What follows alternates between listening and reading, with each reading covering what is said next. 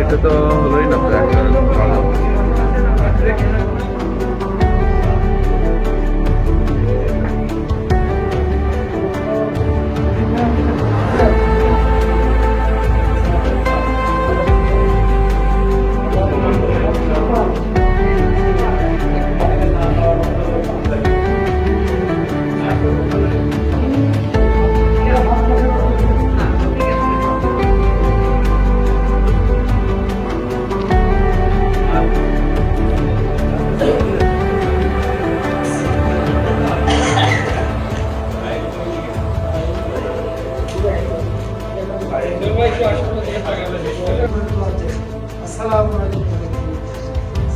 বর্তমান সরকার সবেমাত্র ক্ষমতায় গেছে, তারা এক্ষেত্রে সচেতন থাকবে, এমন কোনো পরিবেশ সৃষ্টি করবে না যাতে বগুড়া আবার নতুন করে কোনো মাগুরায় রূপান্তরিত হয়, যেটা গোটা বাংলাদেশে আলোড়ন সৃষ্টি করবে এবং সরকারের বিপক্ষে যাবে। আমরা চাই না সরকার ক্ষমতা গ্রহণ করেছে তাদের দেশ সুন্দরভাবে পরিচালনা করুক, নির্দিষ্ট মেয়াদ শেষ করুক, দেশে গণতান্ত্রিক পরিবেশ থাক, এটা আমরা কামনা করি।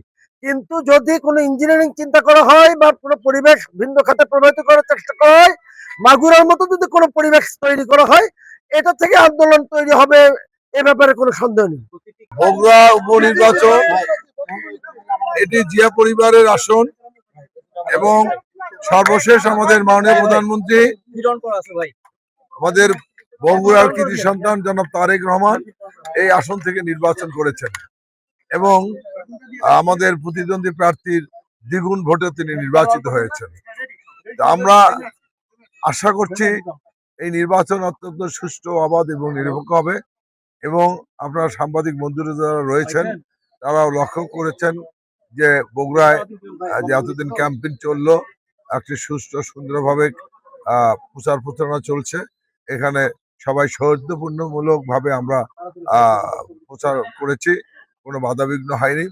ইনশাল্লাহ আজকের এই নির্বাচনটা অত্যন্ত সুন্দর সুষ্ঠু পরিবেশে অনুষ্ঠিত হবে। ইনশাল্লাহ জনগণ সকলে স্বতঃস্ফূর্তভাবে ভোট কেন্দ্রে এসে তাদের ভোট প্রয়োগ করবে।